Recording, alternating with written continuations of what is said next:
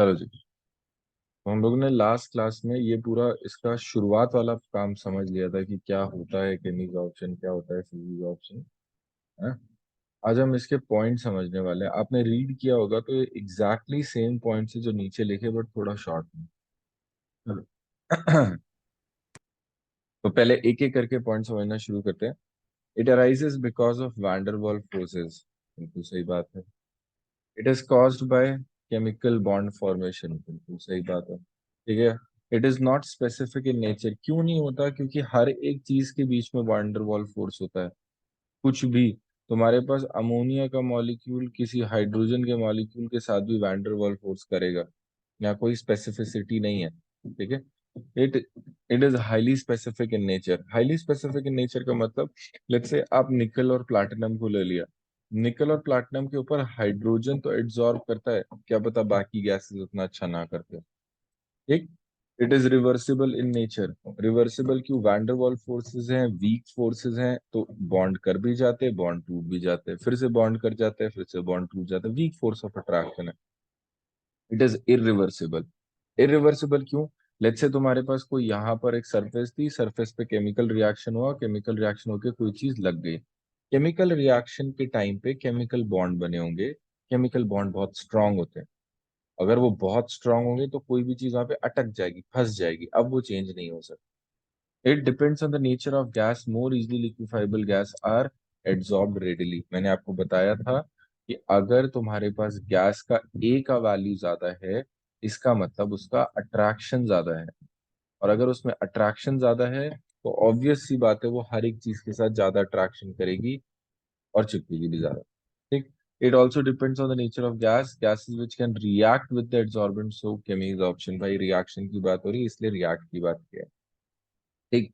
Enthalpy of adsorption, ये कह रहा है कि जो तुम्हारा एनर्जी रिलीज होता है। हमने एक चीज समझी थी, सारे लोग सुनना ध्यान से, कि जब भी अट्रैक्शन होता है तो एनर्जी रिलीज होती है।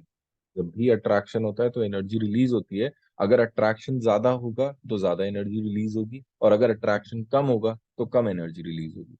फिजीज ऑप्शन में आपका जो बॉन्ड है, वो बॉन्ड नॉन बॉन्डिंग फोर्सेस की वजह से थोड़ा बहुत इंटरेक्शन था, अट्रैक्शन कम ही है।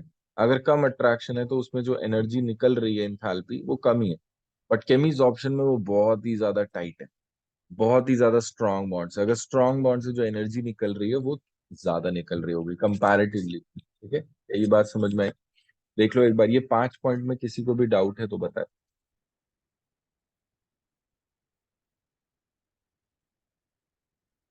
No sir, no doubt. ठीक है, लोना बच्चे कोई दिक्कत इन पांचों में? No sir. चलो जी। ओके। समीर, नम्रता, कोई दिक्कत बच्चे? नहीं सर। ठीक। ओके, आ जाओ फिर देखना। अभी हम इसमें और जो मैंने पॉइंट्स देखे वो भी समझेंगे। Low pressure, low temperature is favourable for absorption. It decreases with increase of temperature. और इस बात को समझते हैं। आपने वैंडरवाल फोर्सेस को देखा, तो आपके पास लेट्स से कुछ इस तरीके से ये सरफेस है। इस सरफेस के ऊपर आपके पास ऐसे ना वैंडरवाल फोर्स के थ्रू ये जो मॉलिक्यूल्स है वो आके चिपके होंगे। और वो एक नहीं, हमेशा एक से ज्यादा लेयर। क्यों? क्योंकि इससे पहले भी यहाँ पर भी ऐसे, पर ये बिखरे बिखरे होंगे। पहली बार वाला ज्यादा चिपका होगा, दूसरी बार वाला थोड़ा कम चिपका होगा, तीसरे वाले तो और भी कम होंगे। और आपके पास कुछ इस तरीके से आपको दिखेगा, ये दिखे। आया समझ में? ये आपका फिजिक्स ऑप्शन के लिए बात है। अगर आपने हीट करना शुरू किया या टेम्परेचर बढ़ाना शुरू किया तो ये जो मॉलिक्यूल्स हैं इनका वाइब्रेशन बढ़ने लगता है। वाइब्रेशन बढ़ेगा तो ये अपनी जगह से डिस्प्लेस होना या फिर इवन हटना शुरू कर देंगे। मूवमेंट बढ़ने लगता है टेम्परेचर से। तो ये जो वैंडरवाल फोर्सेस है, और कितनी भी फोर्स ऑफ अट्रैक्शन ले लो, कोई भी फोर्स ऑफ अट्रैक्शन ले लो, वो सारी force of attraction on increasing temperature धीमे धीमे कम ही होने लगती है। हमें पता है टेम्परेचर बढ़ाने से हम किधर जाते हैं, हम गैस के फॉर्म में जाते हैं। एंड गैस में लीस्ट फोर्सेस ऑफ अट्रैक्शन होते हैं। क्या सबको ये वाली बात समझ में आई कि हमने क्या बोला? Low yes. Temperature is favourable for absorption. It decreases with increasing of temperature. Physisorption के लिए क्यों? क्योंकि वीक फोर्सेस की बात करें। हाई टेम्परेचर, देखो हाई टेम्परेचर का मतलब ये नहीं है कि बहुत हाई टेम्परेचर। जब मैं हाई और लो बोल रहा हूँ तो मैं कंपैरिजन करते हुए बोल रहा हूँ। Higher than physisorption, not higher in general. ठीक है, हायर देन फिजिक्स ऑप्शन की अगर आपको यहाँ पे 50 लग रहा है तो क्या पता यहाँ पर आपको 80 या 100 लगे डिग्री सेल्सियस। ये टेम्परेचर की बात कर रहे हैं। ठीक है। तो high temperature is favourable for absorption, it increases with increase of temperature. आओ, ये वाली चीज आधी लिखी है और इसमें सीखने लायक बात है। हम एक केमिकल रिएक्शन की बात करते हैं। कोई भी केमिकल रिएक्शन कैसे होती है? केमिकल रिएक्शन इस तरह होती है कि आपके पास होता है reactant, reactant gets converted to intermediate and intermediate get converted to product. क्या ये बात सही है कि नहीं है? यही तो हमने पढ़ा था लास्ट क्लास में, केमिकल रिएक्शन Yes, को sir. Chemical Yes. काइनेटिक्स में। ठीक है, तो हमेशा ये Yes, इस sir. तरफ एनर्जी को मार्क करते हैं और इस तरफ रिएक्शन प्रोग्रेस को, कि रिएक्शन कितना हो गया है। ठीक है, तो ये तुम्हारे पास रिएक्शन प्रोग्रेस हो गया, ये एनर्जी हो गया। तो अगर आप देखो, जैसे आपका रिएक्टेंट से इंटरमीडिएट तक जाने के लिए अगर आप टेम्परेचर थोड़ा सा बढ़ाओगे ना, तो यहाँ पर फर्क मिलेगा। क्यों? क्योंकि हमें पता है कि जो रेट होता है वो ई की पावर माइनस ये अपॉन आर टी होता है, और यहाँ पे टेम्परेचर बढ़ाने से रेट कांस्टेंट कम होता है, और जो रेट ऑफ रिएक्शन है वो कैसा होने लग जाता है, या तो डबल या तो ट्रिपल। याद है कि नहीं याद है? Yes, sir. क्योंकि क्योंकि केमिकल रिएक्शन हो रही है, क्योंकि इंटरमीडिएट बनना है। हो क्या रहा है, जब आप टेम्परेचर देना शुरू कर रहे हो इनिशियली, जब आप टेम्परेचर बढ़ाना शुरू कर रहे हो, तो एनर्जी मिल मिल के वो इंटरमीडिएट ज्यादा बना रहे हैं। अब इंटरमीडिएट ज्यादा बनाएंगे तो प्रोडक्ट ज्यादा बनेगा। तो शुरुआत में जब टेम्परेचर आप बढ़ाते हो या हायर टेम्परेचर की तरफ जाते हो, तो केमीज ऑप्शन बढ़ने लगता है, केमीज ऑप्शन में बढ़ने लगता है। क्या इशिका अभी समझ में आया कि ये वाली बात Yes, sir. आगे ना समझ में कि क्या बात करो? तो क्योंकि एक्टिवेशन एनर्जी उसको मिलने लग जाती है, तो आपका केमीज ऑप्शन बढ़ने लगता है। But this is not always the case कि आप बढ़ाते चले जाओगे तो रिएक्शन बढ़ती चली जाएगी, ऐसा नहीं होता। अगर आप एक टेम्परेचर से ज्यादा आगे चलने लगे, आप उसको गर्म ही करते जा रहे हो, तो ये उल्टा शुरू हो जाता है। कैसे उल्टा शुरू हो जाता है? कि भाई जो चीज अब चिपकी भी थी ना, अब वो निकलना शुरू हो जाती है। आई होप ये बात समझ में आ रहा होगा, क्योंकि फंडा तो वही है ना। फंडा तो इतना ही है कि भाई अगर आप बहुत ज्यादा हीट करोगे तो वाइब्रेशंस बढ़ेंगे, वाइब्रेशंस बढ़ेंगे तो वो अपनी जगह से डिस्प्लेस होना, अपनी जगह से हटना भी तो शुरू हो जाएंगे वो। ठीक है, तो शुरुआत में हीट किया या थोड़ा सा टेम्परेचर बढ़ाया, तो हमारा केमीज ऑप्शन बढ़ता है, क्योंकि एक्टिवेशन एनर्जी का जो रिक्वायरमेंट है वो पूरा होता है। तो केमिकल रिएक्शन शुरू हो जाती है, तो रिएक्शन फास्ट हो जाती है, तो केमीज ऑप्शन बढ़ जाता है। बट अगर आप टेम्परेचर बहुत ही ज्यादा कर दोगे, तो अगेन ये फिजिक्स ऑप्शन जैसा हो जाता है कि जो एटम चिपके हैं वो निकलना शुरू हो जाते हैं, बिकॉज वाइब्रेशंस बहुत ज्यादा हो जाता है। हायर टेम्परेचर पे चीजें टूटना शुरू हो जाती है। क्या किसी को डाउट है ये सेकंड वाले पॉइंट, सिक्स वाले पॉइंट में? सर हम ये कह सकते हैं केमिस्ट ऑप्शन के अंदर जो केमिकल बॉन्ड फॉर्मेशन होता है वो जैसे कंपाउंड्स बाकी होते हैं उनके केमिकल बॉन्ड इतने स्ट्रांग नहीं होते। केमीज ऑप्शन में यस सर, सर क्योंकि वो मतलब कम टेम्परेचर पे ही ब्रेक हो जा नहीं, रहे हैं। ऐसा नहीं है, ऐसा नहीं। देखो बच्चे, ये तो हर एक केस के साथ है ना। आप किसी भी कंपाउंड को देख लो, आप थोड़ा सा टेम्परेचर बढ़ाओगे रिएक्शन होने लगेगा। वाटर बना रहे हो थोड़ा सा, पर उससे ज्यादा करोगे तो ये ब्रेक डाउन भी तो करना शुरू हो जाएगा। वो तो हर एक चीज यस। के साथ है ना। वो बहुत, आप इसमें ये मैंने आपको एक्स्ट्रा पढ़ाया, बस इतना समझना। अब हायर टेम्परेचर समझ में आ रहा होगा, बिकॉज एक्टिवेशन एनर्जी इज, यहाँ पे लिख लो कि तुम्हारे पास requirement of activation energy is met. ठीक है, requirement of activation energy is met. क्या कोई डाउट है इसमें? No sir. ठीक है। No appreciable higher activation energy needed, high activation energy sometimes needed. क्यों? क्योंकि भाई केमिकल रिएक्शन हो रहा है, केमिकल रिएक्शन है तो इंटरमीडिएट भी बनेगा, और अगर इंटरमीडिएट है तो भाई एनर्जी तो देनी पड़ेगी। ठीक है, नेक्स्ट एर्थ वाला। It depends on the surface area, it increases with increase of surface area always. It also depends on surface area, it too increases with increase of surface area. बिल्कुल सही बात है, दोनों में से में। It results into multi molecular layer of adsorber under high pressure, it results into unimolecular layer. Under high pressure क्यों बोल रहे हैं? आप पुश कर रहे हो गैसेस को। अब गैसेस को पुश कर रहे हो तो जबरदस्ती वो तुम्हारे पास क्या होगा, वो आगे चिपकना शुरू हो ही जाएंगे। वैसे भी दो लेयर के आसपास तो बन ही जाता है, बट इसमें मल्टी मॉलिक्यूलर का मतलब बहुत सारी लेयर्स बनेगी। अगर आप गैस के मॉलिक्यूल्स को पुश करोगे तो वो बाकी लेयर पे जाके ऐसे ऐसे चिपकना शुरू होगा। एक लेयर बना, फिर वैंडरवाल फोर्स दो लेयर बना, फिर वैंडरवाल फोर्स तीन लेयर बना। क्या ये वाली बात समझ में आई? यस। ठीक है, यहां पर देखना क्या है, high pressure is favourable, decrease of pressure causes these option. क्यों? क्योंकि वैंडरवाल फोर्सेज है वो तभी काम करती हैं जब चीजें बहुत पास आती हैं। वैंडरवाल फोर्सेज हमेशा नहीं, वैंडरवाल फोर्सेज क्या, याद है ना आप लोगों को, 1/r⁶ पे चलता है ये सब। याद आया? ये हम लोग लिखा है स्टेट्स ऑफ मैटर में कि 1/r⁶ पे चलता है। अगर आपने हल्का सा भी आर बढ़ा दिया तो फोर्स बहुत ज्यादा कम हो जाती है। ठीक है, तो आपका जैसे जैसे प्रेशर आप बढ़ाओगे तो चीजें पास आएंगी, अगर प्रेशर कम रखोगे तो चीजें दूर जाएंगी, और चीजें दूर होंगी तो कई बार क्या होगा, वैन फोर्सेस वीक है तो चीजें हटना भी शुरू हो जाती हैं। High pressure is favourable, decrease of pressure does not come cause these option. क्यों? भाई केमिकल रिएक्शन था, आके उन्होंने यहाँ पे हुक लगा लिया, हुक लगा के फंस गए हैं। अब फंस गए तो वो निकलना है, तो एक बार आगे फंस गए फिर अब निकलना वाली बात ही नहीं आती। क्या सबको ये वाला एक्स्ट्रा वाला पॉइंट समझ में आया? Yes sir. Yes sir. ठीक है, आ जाओ यस। नेक्स्ट देखो। ये अब जो हम समझने जा रहे हैं वो है आपका एड्सॉर्प्शन आइसोथर्म। ये कहीं लिखा नहीं हुआ बुक में, बट जो पहला वाला फ्रेडलिक का एड्सॉर्प्शन आइसोथर्म है, वो फ्रेडलिक का एड्सॉर्प्शन आइसोथर्म, पहले तो यही समझो, आइसोथर्म का मतलब होगा सेम टेम्परेचर पे बना हुआ ग्राफ।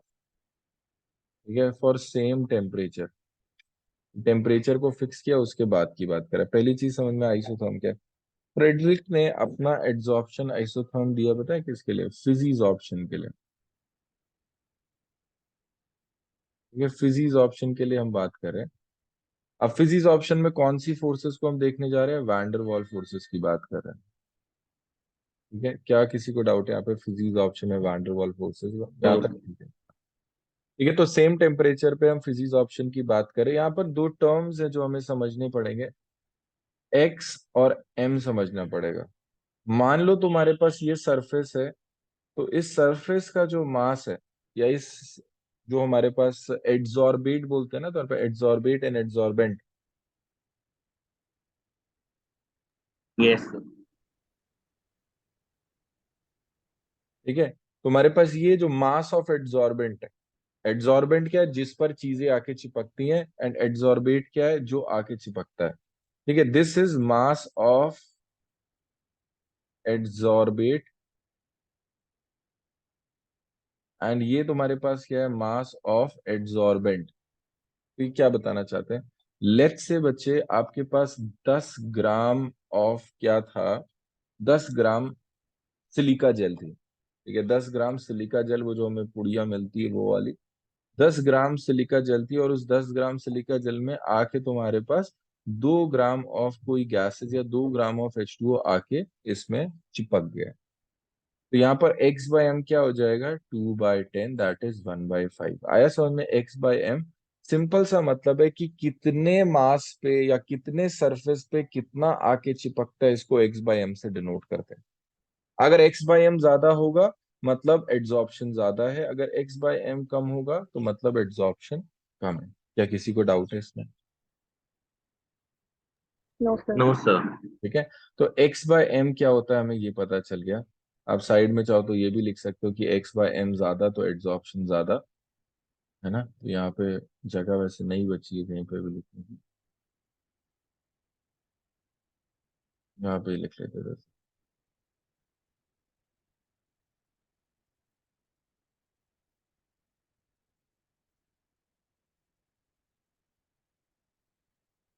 ठीक है, अगर x/m ज्यादा है तो आपका एड्सॉर्प्शन ज्यादा है।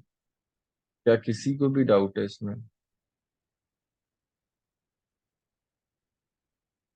ठीक, आ जाओ यहाँ तक देखा, अब इसके आगे चलते हैं। Adsorption of gases on solid जो हम पढ़ने जा रहे हैं उसको देखते हैं।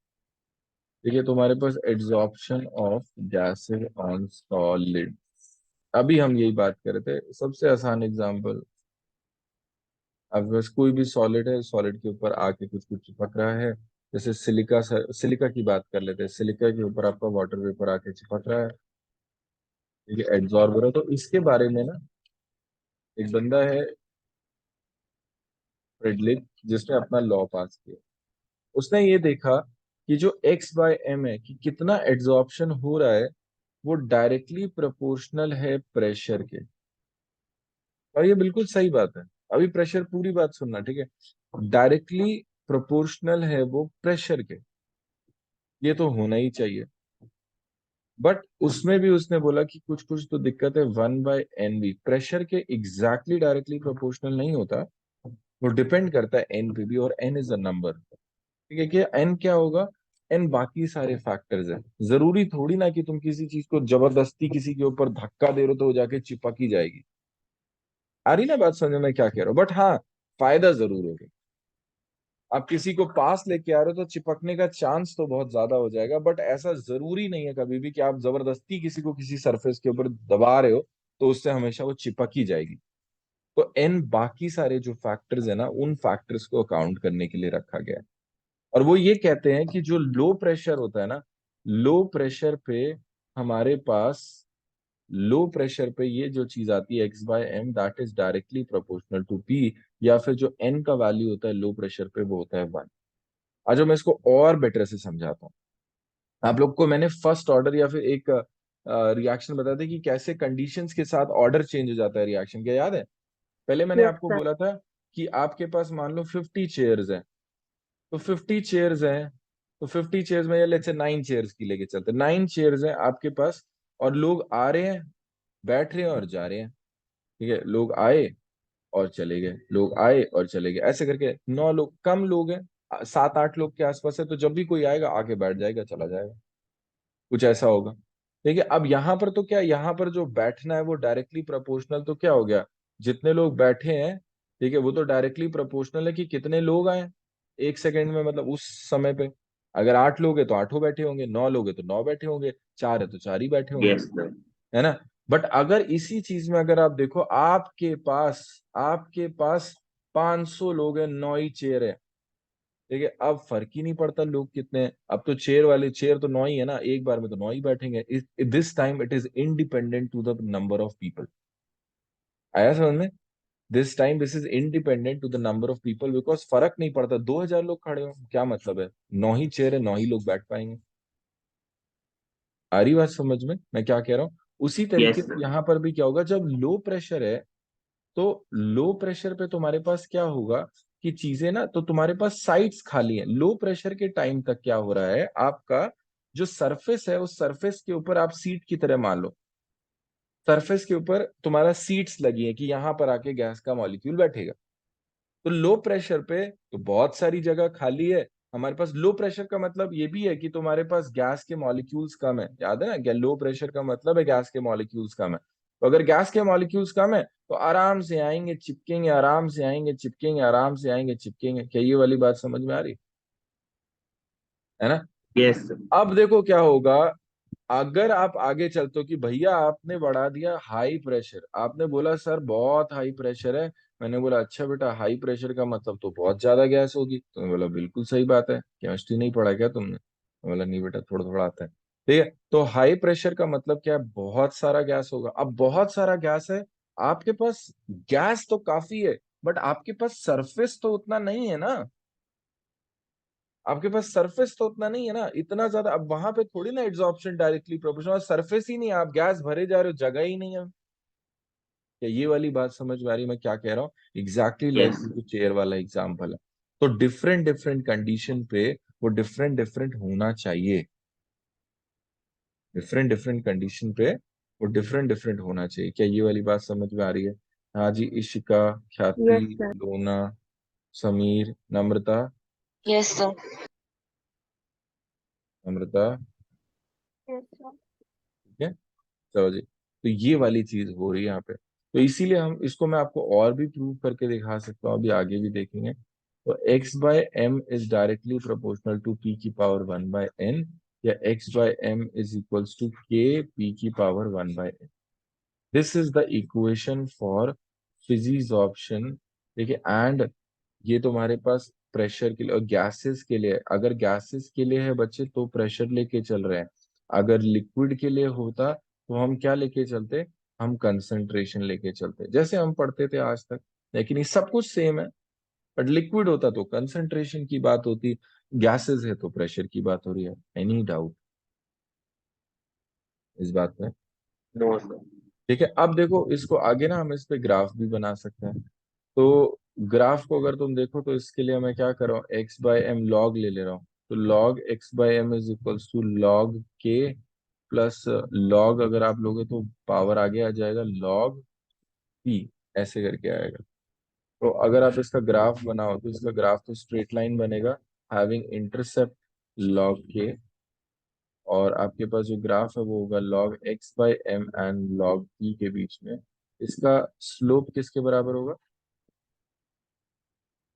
1/n। तो 1/n। यस। ठीक है, स्लोप इसका 1/n हो जाएगा। आ जाओ जी, फ्रेडलिक के एड्सॉर्प्शन आइसोथर्म को यहाँ पर देखते हैं। ठीक है, इसमें एक और चीज भी देखना, ये ग्राफ समझना, ये वाला ग्राफ भी। इस ग्राफ को अगर आप देखोगे तो इस ग्राफ के अकॉर्डिंग पता है क्या हो रहा है? इस ग्राफ के अकॉर्डिंग ये हो रहा है कि अगर आप टेम्परेचर बढ़ा रहे हो तो एड्सॉर्प्शन कम हो रहा है। देखो एक्स बाई एम ज्यादा तो एड्सॉर्प्शन ज्यादा था ना, ये देखो एक्स बाई एम कम हो रहा है। मैंने आपको बोला था फिजिक्स ऑप्शन में तुरंत कम होना शुरू हो जाता है टेम्परेचर बढ़ाते। टेम्परेचर कम था, फिजिक्स ऑप्शन ज्यादा हो रहा था बहुत। टेम्परेचर बढ़ा है, देखो कितना कम हो गया, टेम्परेचर और बढ़ा है कम हो गया। इसीलिए मैं कह रहा हूँ कि ये वाला जो तुम्हारा फ्रेडलिक एड्सॉर्प्शन आइसोथर्म है, ये फिजिक्स ऑप्शन के लिए देख के पता चलता है इस ग्राफ से। आया? Yes sir. वरना अगर ऐसा नहीं होता ना, ऐसा नहीं होता तो ये वाला चीज बनता, ये वाला ग्राफ जो मैंने आपके लिए बनाया केमीज ऑप्शन। क्यों? आप जब टेम्परेचर बढ़ाना शुरू करते हो तो पहले तो एक्टिवेशन एनर्जी मिलती है, केमीज ऑप्शन में एक्टिवेशन एनर्जी मिलती है तो रिएक्शन फास्ट हो रहा है। देखो एड्सॉर्प्शन, ये देखो बढ़ रहा है, देखा आपको? ये एक्स्ट्रा यस बात सर। है कि तुम्हारे पास जैसे जैसे आपने शुरुआत में केमीज ऑप्शन में बढ़ाया तो आपका पहले तो एड्सॉर्प्शन बढ़ेगा। आफ्टर अ वाइल जब चीजें साउथ जाना शुरू हो जाएंगी तो तुम्हारे पास, यार एक एक जोक बस ऐसे, अगर आफ्टर वाइल जब चीजें साउथ एक्स जाना शुरू हो जाएंगी तो फिर क्या होगा, चीजें खराब होना शुरू हो जाएंगी। ठीक है, तो ये वाली चीज ऐसे करके ऐसे ऐसे ऐसे ऐसे करके डाउन हो, या ये वाली बात समझ में आई? That was just a fun, मैं मजाक कर रहा था। ठीक है, नो, ऐसा कुछ भी नहीं है कि मैं आपकी फीलिंग्स हर्ट करना चाहता हूँ, आपको पता है मैं बड़ा मजाकिया इंसान हूँ। ठीक है, आ जाओ। क्या किसी को डाउट है इसमें? क्या ये वाला ग्राफ समझ में आया यस सर। Yes sir. है? चलो, तो इसमें आगे देखते हैं। तो यहाँ पर ये हमारा एड्सॉर्प्शन का केस है। तो केस टू में क्या, at high pressure n becomes independent, ये एन के ऊपर फर्क ही नहीं पड़ता क्योंकि अब गैस वाली बात ही नहीं बचती। तो यहाँ पे एक्स बाय एम कैसा हो जाता है, इज डायरेक्टली प्रोपोर्शनल टू, क्या हो जाएगा, constant k, is directly proportional to constant k. And जब लो प्रेशर होता है तो एन का वैल्यू 1 है। और ये देखो यहाँ पर शुरुआत में लो प्रेशर पे ये पूरा का पूरा स्ट्रेट लाइन है, और उसके बाद वो जाके सीधा होना शुरू हो जा रहा है, देखा आपको? Yes sir. ये पूरा ग्राफ है। अब हमारे पास लैंगमियर एड्सॉर्प्शन आइसोथर्म है। Langmuir adsorption isotherm is for chemisorption. ठीक है, वो केमीज ऑप्शन पे क्या बताता है, वो ये बता रहा है कि देखो जी, तुम्हारे पास ये जितनी भी साइट है, ये तुम्हारे पास सरफेस है, इन सरफेस के ऊपर साइट्स हैं, इन सरफेस के ऊपर साइट्स हैं। साइट्स का मतलब क्या है? नो, ये इन सरफेस के ऊपर साइट्स हैं। तो इन साइट्स पे जाके तुम्हारा चीजें चिपकना शुरू हो जाएंगे। ठीक है, इन साइट्स पे। तो ये कह रहा है कि एक साइड पे क्या हो रहा है, इससे बिल्कुल फर्क नहीं पड़ता कि दूसरी साइड पे क्या हो रहा है। और बिल्कुल सही बात है, तुम्हारी बगल वाली चेयर पे कौन बैठ रहा है इससे थोड़ा ना फर्क पड़ता है कि वाली चेयर, वैसे तो रियल वर्ल्ड में पड़ता है कि हमारा दोस्त ही बैठेगा। बट अगर ऐसा नहीं है तो आपका रैंडमली कोई भी कहीं पे इस साइड के ऊपर कुछ भी हो रहा है वो इस साइड से डिपेंड नहीं करता। तो पहली चीज उसने बोला, every site is independent, does not depend on the adjacent site. Site है ये, साइड नहीं, does not depend on the adjacent site. ठीक है, adsorption and desorption both happen eventually creating a dynamic equilibrium. मैंने आपको बताया कि ऐसा हो रहा है कि मान लो चीजें आके चिपक रही हैं तो ऐसा भी होगा कि कोई एक जा रहा होगा। ठीक है, तो डायनेमिक इक्विलिब्रियम क्रिएट होता है। फॉर केमीज ऑप्शन इस बार भी देखो, x by M is equal to a p upon 1 plus d p. और ये ए और बी तुम्हारे लैंगमर, तो अब ये वो है कॉन्स्टेंट्स है, इनको देखना, इस इक्वेशन को देखना कैसे ये बिल्कुल सेम है जो हमने अभी ऊपर पढ़ा। जल्दी से बताओ कि लो प्रेशर पे जो एक्स बाय एम था वो किसके प्रोपोर्शनल था अभी? के। के। हाँ, लो प्रेशर पे p. Sir b b b b. Yes. ठीक है, इशिका आया समझ में? आपने वो बोल दिया था के, हाई प्रेशर पे था ना वो के प्रोपोर्शनल कांस्टेंट। Yes sir. ठीक है, अब देखो यहाँ पर क्या है, अगर मैंने लो प्रेशर लिया तो लो प्रेशर पे का मतलब हो गया आपके पास जो पी है, लो प्रेशर का मतलब जो पी है उस पी का जो वैल्यू है वो बहुत कम होगा। यहाँ पे पी का वैल्यू बहुत कम होगा तो ये वाला जो पॉइंट है आप इसको हटा सकते हो। देखो ये वन से तो बहुत छोटा हो जाएगा अगर लो प्रेशर है। तो लो प्रेशर पे देखो यहाँ पर भी क्या आ गया, x by M is directly proportional to p, दिखा। अगर आप यस। Yes, sir. बात करो तो x by M is equals to a p plus one upon b p. High pressure के लिए बात करो, बहुत ही हाई प्रेशर है, तो इस बार वन का कोई फायदा नहीं होगा, बहुत ही ज्यादा बड़ा नंबर आने वाला है तो वन हट जाएगा। इस बार देखो पी से पी कैंसिल, इस बार X by M is equals to A by B, और ये क्या है, कांस्टेंट है। देखा आपको दोनों में सेम ही आ रहा है, दोनों में ही सेम आ रहा है। यस। चलो जी, ठीक है। अब आपका कार्यक्रम शुरू होता है। ये जो मैंने लिखा है यहाँ पर आपने ये भी रीड करना है, ठीक है। जो आपकी एनसीईआरटी में लिखा आपने वो भी रीड करना है, यहाँ तक एड्सॉर्प्शन फ्रॉम सॉल्यूशन वाला केस यहाँ तक पूरा का पूरा। अब आपका 15 मिनट का काम है, यहाँ तक मैं पूरा पूरा समझाऊंगा, और मैं तुम्हें फोक फ्लोटेशन मेथड भी अलग से बताऊंगा, बहुत ही मजेदार सी चीज है, नेक्स्ट चैप्टर में वैसे ही आने वाला है। ठीक है, इधर देखना जी, तुम्हारे पास कैटालिसिस से पहले तक पूरा 10-15 मिनट दे रहा हूँ अच्छे से एक एक शब्द रीड करने के लिए। और आज का होमवर्क यही होगा, जितना भी पढ़ा दिया एनसीईआरटी वापस से रिपीट करना है लाइन बाय लाइन। ठीक है, मिनिमम 3 रीडिंग लगेगी बच्चे, मिनिमम 3 रीडिंग, बट इसके बाद आप देखना सरफेस केमिस्ट्री के बादशाह हो जाओगे आप लोग। ठीक, चलो जी, करना शुरू करो। मैं यही बैठा हूँ, जिसको जो भी डाउट आएगा वो मुझे बताएगा, मैं उसको क्लियर आउट करूंगा।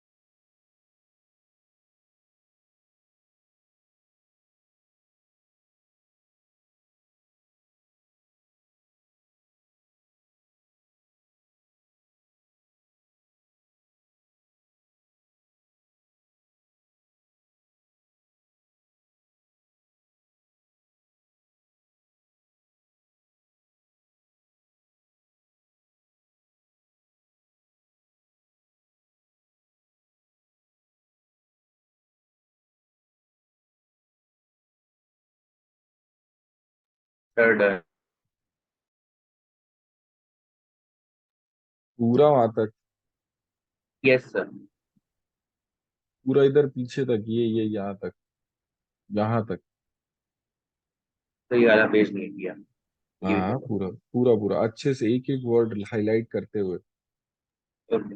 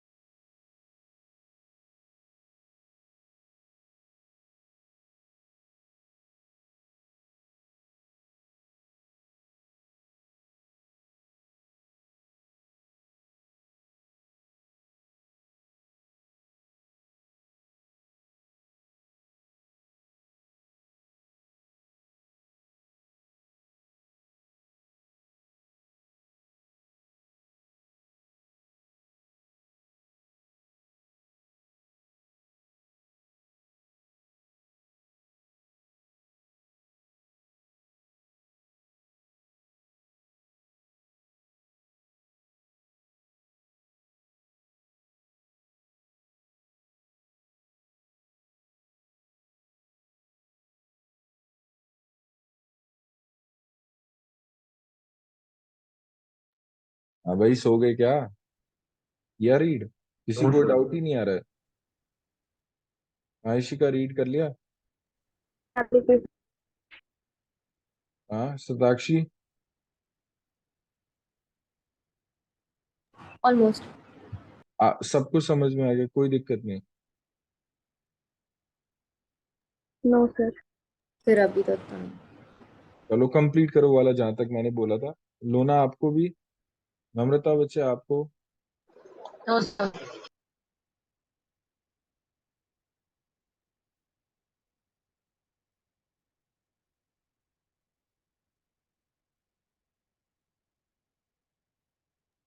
तो जो 1/n होता है वो उसकी मतलब एक्सपेरिमेंटल होती है। हाँ जी।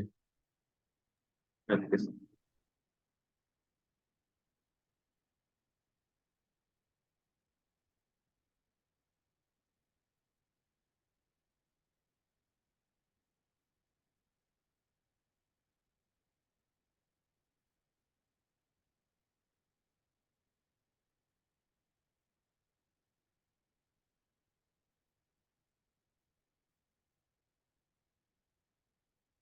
चलें आगे, पढ़े Yes, froth Yes. sir. Flotation method.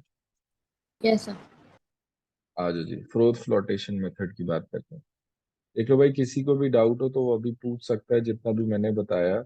हम ना एप्लीकेशंस ऑफ सरफेस केमिस्ट्री देख रहे हैं, तो उसमें कंट्रोल ऑफ ह्यूमिडिटी बाकी सारा आपको समझाया होगा। एड्सॉर्प्शन, हेट्रोजेनस कैटालिसिस भी आपने पढ़ा होगा, सेपरेशन ऑफ इनक्यूरिंग डिजीजेस, ये सब कुछ कुछ कुछ चीजें तो अभी आगे भी आएंगी वापस से।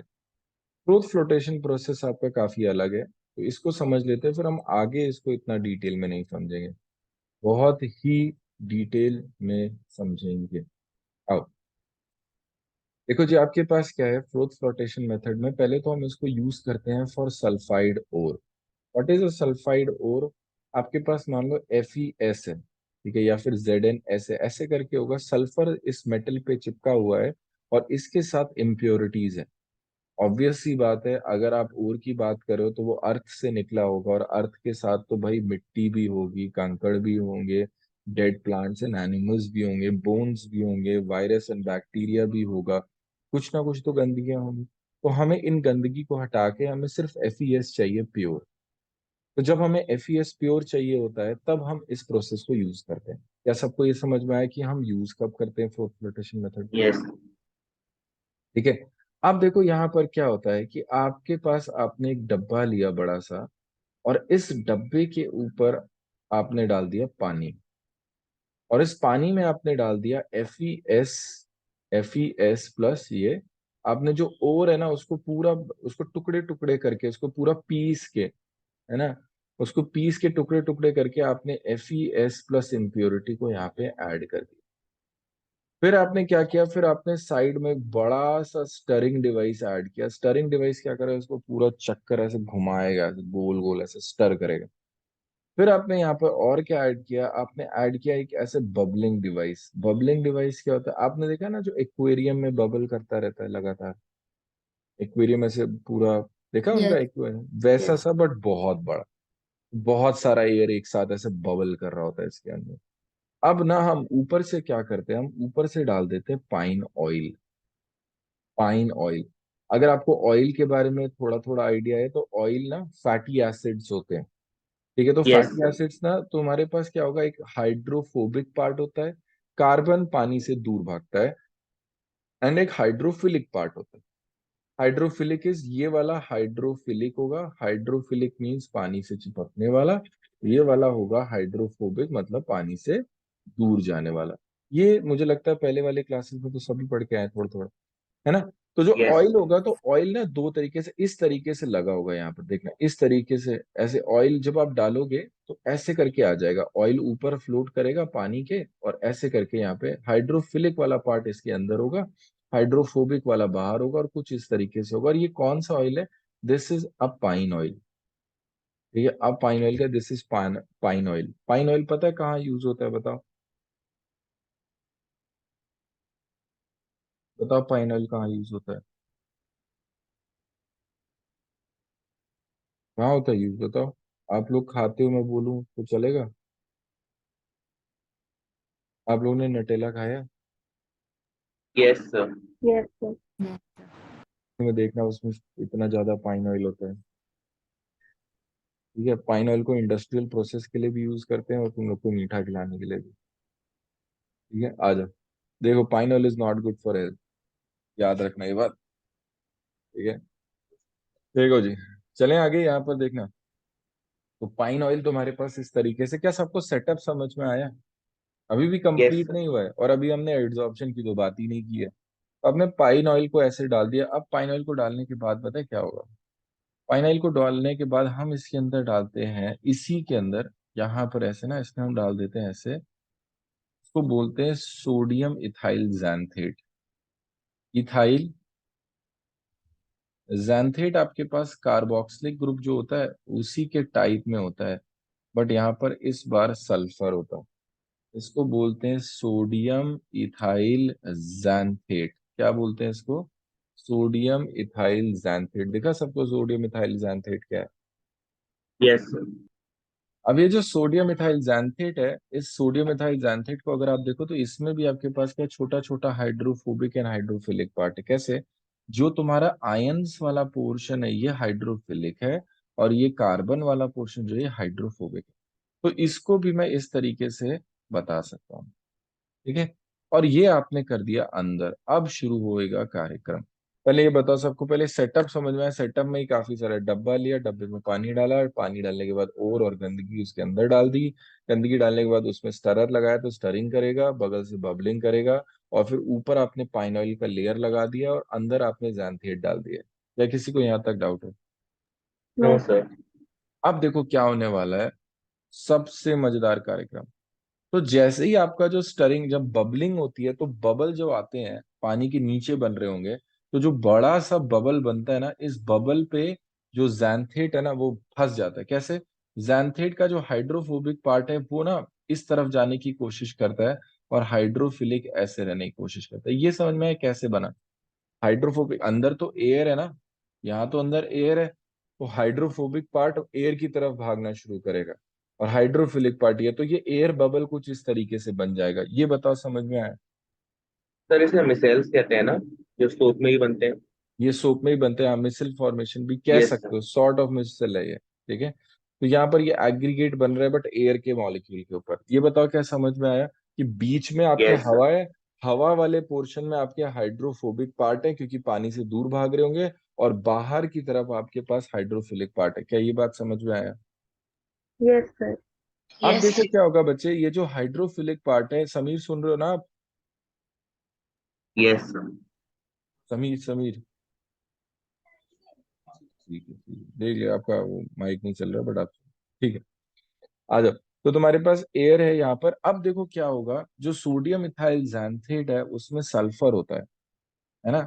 जो सल्फर है वो सल्फर के साथ चिपकता है।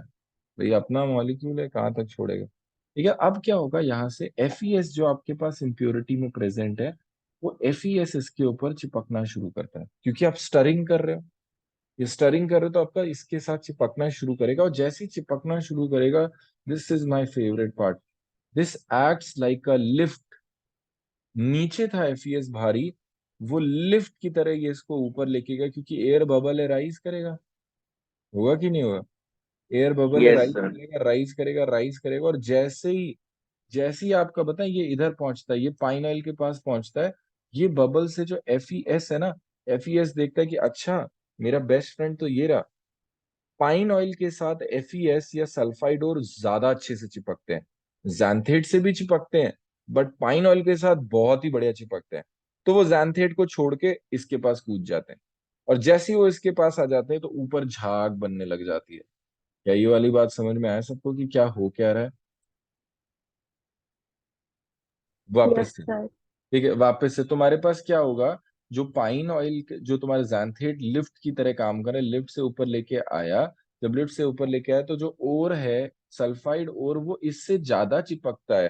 तो ज्यादा चिपकेगा तो वो xanthiate को छोड़ के यहाँ आ जाता है, और बबल वो फूट जाता है। जैसे ही वो बबल फूट जाता है, xanthiate सारे के सारे नीचे गिर जाते हैं।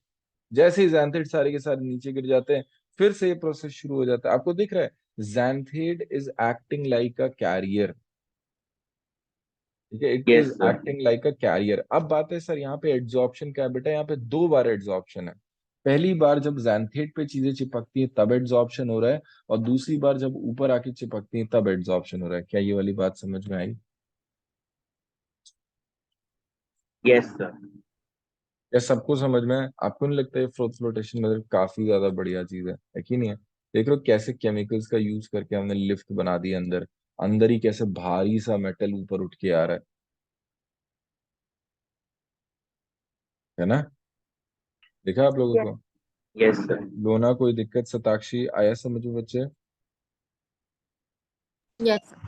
Yes, sir. चलो जी, तो ये है आपका फ्लोटेशन मेथड। हम आगे इसको थोड़ा सा एक बार रिवाइज कर लेंगे, बट ये इसका मेजर मेजर ये था इसका, वो हम पढ़ रहे थे। ठीक है, चलो जी आगे देखते हैं, सरफेस केमिस्ट्री आगे चलते हैं। यहाँ पर कैटलिसिस, आज का होमवर्क वापस यहाँ तक पढ़ने का है। कैटलिसिस, आपको पता है कैटलिस्ट का काम क्या होता है? रिएक्शन के रेट को फास्ट कर देना। ठीक है, एट मच एक्सीलरेटेड रेट। देखो, however with a little manganese oxide the decomposition takes place at lower temperature, conditions down हो जाती हैं। ठीक है, एंड जो रेट होता है वो फास्ट हो जाता है। क्योंकि अब आपको याद होगा, ये तो बिल्कुल सिंपल कि जो एक्टिवेशन एनर्जी चाहिए था, अब तो ये ऑल्टरनेट पाथ दे देगा ना। ऑल्टरनेट पाथ तो अच्छा ही होता है, तो अच्छा होगा तो तुम्हारा एक्टिवेशन एनर्जी कम लगेगी। ठीक। तुम्हारे पास the added manganese oxide remains unchanged with respect to its mass and composition. In a similar way the rates of number of chemical reaction can be altered by the mere presence of a foreign substance. The systematic study of the effect of various foreign substances on the rate of chemical reaction was made by Berzelius. Okay, the term is known as catalyst. Substances which accelerate the rate of chemical reaction themselves remain chemically and quantitatively unchanged after reaction are known as catalyst, and the phenomena is known as catalysis. ठीक। Poison and promoter, जो चीजें reaction के rate को थोड़ा कम करती हैं उनको हम बोलते हैं पॉइजन्स, और जो बढ़ाते हैं कैटलिस्ट के एक्शन को भी बढ़ाते हैं उसको बोलते हैं प्रमोटर। ठीक। होमोजेनस कैटालिसिस, होमोजेनस और हेट्रोजेनस कैटालिसिस बहुत ही आसान सी चीज है। अगर आपके पास रिएक्टेंट, प्रोडक्ट एंड जो कैटलिस्ट है वो सब सेम फेज में, फेज मतलब सब गैस है, तो आपके पास वो होमोजेनस हो जाता है। या फिर सब लिक्विड है तो वो भी आपके पास होमोजेनस हो जाता है, सेम फेज में होना चाहिए। हेट्रोजेनस में क्या होगा, रिएक्टेंट प्रोडक्ट कुछ और स्टेट में होंगे, जैसे आपका वो हो गया हाइड्रोजनेशन ऑफ अल्कीन्स। निकल प्लैटिनम सॉलिड है और जो गैस है आपके पास वो H2 है ना। क्या होमोजेनस हेट्रोजेनस की बात समझ में आ रही है? इस पे क्वेश्चन बहुत सिंपल सा था, होमोजेनस कैटलिस्ट बस यही है कि अगर आपका सेम यस फेज सर। में है तो तुम्हारे पास होमोजेनस है, डिफरेंट फेजेस में है तो हेट्रोजेनस है। ठीक। आ जाओ यहाँ तक ना, एड्सॉर्प्शन थ्योरी ऑफ कैटालिसिस समझते हैं, ये सीखने लायक चीज है। ठीक है, एड्सॉर्प्शन थ्योरी ऑफ कैटालिसिस समझेंगे, और इसके बाद आज के लिए मुझे थोड़ा क्लास जल्दी बंद करना पड़ेगा, है ना। नेक्स्ट क्लास में हम थोड़ा और कवर कर लेंगे। मैं एग्जैक्ट 9 बजे तक बंद कर दूंगा, ठीक है, चलेगा सबको, कोई दिक्कत तो नहीं? Yes sir. दिक्कत है इधर तक आपको? नहीं नहीं, नो अ- प्रॉब्लम। अच्छा, ओके, चलो जी आगे चलते हैं। इसमें देखना मैं क्या बात कर रहा हूँ, जो हेट्रोजेनस कैटालिसिस है वो कैसे होता है, देखना सारे लोग। आपके पास जो कैटलिस्ट है, जो कैटलिस्ट है वो कैटलिस्ट की सरफेस एरिया, ठीक है। इस कैटलिस्ट की सरफेस पे क्या होगा, लेट्स से ए का मॉलिक्यूल आया डिफ्यूज करके, मतलब ऐसे उड़ता उड़ता आया, दूसरा बी का मॉलिक्यूल ऐसे उड़ता उड़ता आया, कोई दो रिएक्टेंट आए। जब ये उड़ते उड़ते आए फिर ये क्या करेंगे, धीमे धीमे धीमे धीमे धीमे धीमे इसके साथ चिपकना शुरू करेंगे। जब धीमे धीमे इस पे चिपकना शुरू करेंगे एक टाइम के बाद एक इस पे चिपक जाएंगे। ठीक है, जब ये इस पे चिपक जाएंगे फिर इनके बीच में भी थोड़ा थोड़ा थोड़ा थोड़ा थोड़ा थोड़ा अट्रैक्शन या जो भी हो रहा होगा वो होना शुरू होगा। अब जब ये होना शुरू होगा तो इंटरमीडिएट फॉर्मेशन कैसे होगा, इनका जो सरफेस है उसके साथ ना धीमे धीमे इंटरेक्शन कम होने लगेगा और इनके साथ आपस में स्ट्रांग होने लगेगा। फिर तुम्हारे पास क्या होगा, एक टाइम ऐसा आएगा जब इनका ज्यादा स्ट्रांग हो जाएगा और सरफेस से ये अलग हो जाएंगे। This is what is heterogeneous catalyst. आया समझ में क्या बात हुई? आपका ए और बी आए चिपके, फिर ए और बी आपस में रिएक्ट किए, फिर ए और बी जब रिएक्ट करे तो उनका सरफेस से थोड़ा थोड़ा नाता टूटा और लास्ट में ए बी अलग हो गए, प्रोडक्ट फॉर्मेशन हो गया और कैटलिस्ट आपका ऐसे ही बच गया। तो हमने क्या किया, we provided a place for something to have a chemical reaction. तो कैटलिस्ट कुछ इस तरीके से काम कर रहा है। यहाँ पर एक और चीज देखो, एक बहुत अच्छा पॉइंट, कि कैटलिस्ट की जो प्रॉपर्टी वो ये होनी चाहिए, अगर उसने ए और बी को ऐसे बिल्कुल स्टेपलर की तरह चिपका दिया कि अब तो तुम निकल ही नहीं सकते, तो आगे रिएक्शन नहीं हो पाएगा। तो आप समझ रहे होगे कि क्यों मेटल स्पेसिफिक लिए जाते हैं। सुनना समझना सारे लोग आप, कि मान लो किसी मेटल में ए और बी जाके ऐसा चिपक गया कि निकल ही नहीं रहा अब, तो भाई ए बी तो रिएक्ट नहीं कर पाएगा। ठीक है। दूसरी चीज क्या है कि आपका ए और बी चिपक ही नहीं रहे हैं तो भी रिएक्शन नहीं हो पाएगी। तो आपके पास सारे मेटल्स ऐसे नहीं होते कि सबके ऊपर आप सब डालो कैटलिस्ट करना शुरू कर दे, कैटलिस्ट का काम करना। तो कुछ रिएक्शन में कुछ पर्टिकुलर कैटलिस्ट ही डलेगा, कुछ पर्टिकुलर मेटल या जो भी आप डालना चाहते हो वो पर्टिकुलर ही होगा। इक्का दुक्का और होते, वैसे सारे नहीं होते। ठीक है, क्या ये वाली बात समझ में आई सबको? यस। Yes, sir. ठीक है, आ जाओ जी देखो। तो अब इसी में अगर आप देखो यहाँ पर लिखा है, the theory explains the mechanism of heterogeneous catalysis.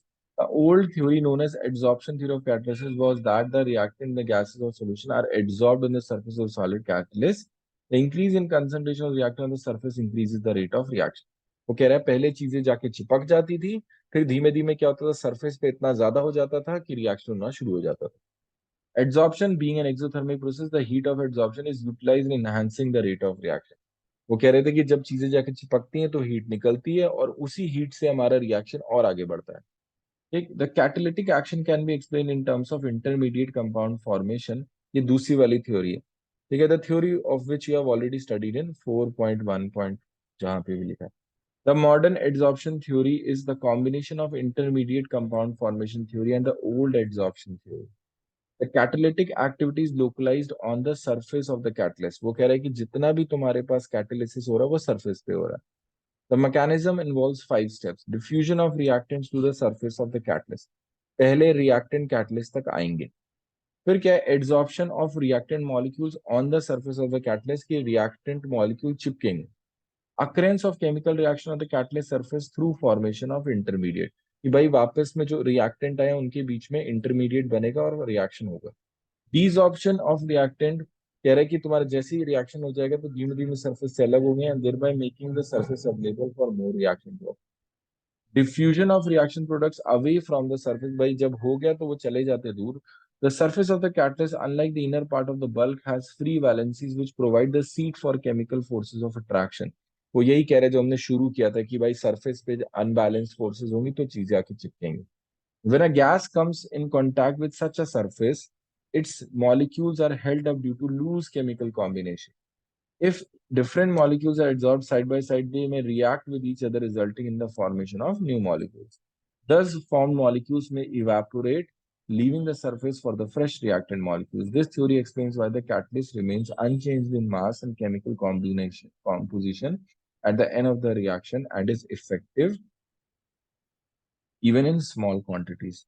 However, it does not explain the action of catalytic promoters and catalytic poisoners. Gold, pure gold line है ये.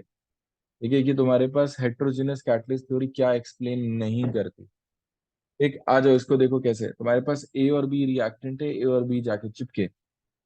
ठीक है, ए और बी जाके चिपके. ए और बी फिर आपस में रिएक्शन करने की कोशिश की और फिर उन्होंने हट के प्रोडक्ट बना लिया. देखो यही मैंने 4 आपको बना के दिखाया. क्या ये वाली बात समझ में आई? Yes sir. ठीक है. चलो जी, एक और चीज आपको मैं बता दूं. देखना जी, सिलेक्टिविटी का मतलब क्या है. आपने सेम रिएक्टेंट लिया बट डिफरेंट कैटलिस्ट लिया, प्रोडक्ट डिफरेंट बनेगा. ये देखो, सेम सेम रिएक्टेंट्स लिए, डिफरेंट कैटलिस्ट है, डिफरेंट प्रोडक्ट बन रहा है. ये होता है सेलेक्टिविटी. ये आपका रिएक्टेंट ना हाईली स्पेसिफिक होते हैं, हाईली स्पेसिफिक. कि अगर ये कैटलिस्ट लिया तो ये बनेगा, दूसरा कैटलिस्ट लिया तो दूसरा कुछ बनेगा. ऐसा नहीं होता कि आपका कुछ भी बन रहा हो, है ना. यह सबको डालने से सेम ही होता है, क्या ही है, कॉपर है, सिल्वर, एक ही बात है, डाल दो, है ना. ऐसा नहीं होता. इसलिए लैब में ब्लास्ट होते हैं और बच्चे हंसते हैं, है कि नहीं. चलो जी, क्या किसी को डाउट है इसमें? यहाँ तक सुनो होमवर्क. शेप सिलेक्टिव कैटालिसिस वाला पार्ट बचा, आपने यहाँ तक बिल्कुल पक्का करके आना है. मैं नेक्स्ट क्लास में डायरेक्ट कोलॉइड पढ़ाना शुरू करूंगा और उससे पहले के डाउट्स लूंगा, क्योंकि इससे पहले का लगभग लगभग मैंने सब कुछ पढ़ा दिया. आपका काम है इस वाली टेबल को याद करना. ये जो आपके सामने बहुत ही ज्यादा इंपॉर्टेंट है अगर आप इनऑर्गेनिक में कुछ अच्छा चाहते हो तो, है ना. और ये वाली चीज को, कोलॉइड भले ही छोड़ देना आप, कोलॉइड अगर आप मत पढ़ना, बट यहाँ तक कम से कम 2 बार रीडिंग, कम से कम 2 बार रीडिंग. ठीक है. Yes, sir. Yes sir. चलो जी, अब देखो नेक्स्ट वीक का कार्यक्रम क्या है. नेक्स्ट वीक को हम मिलेंगे फ्राइडे को एंड संडे को. तो अब हम डायरेक्ट मिलने वाले हैं. आज ही के बाद 7 दिन बाद हम डायरेक्ट मिलेंगे. अब 30 को, आज फ्राइडे है ना, तो हम सीधे 30 को मिलेंगे. ठीक है. कोलॉइड्स खत्म कर देंगे इसी, मतलब इस मंथ में सरफेस वाला काम खत्म हो जाएगा. ओके बच्चों. Okay Yes, sir. sir. ठीक है, हम 30 को मिलेंगे और 30 के बाद तुम्हारा जो संडे बनेगा उसमें मिलेंगे. चलो, आप इसको देखना.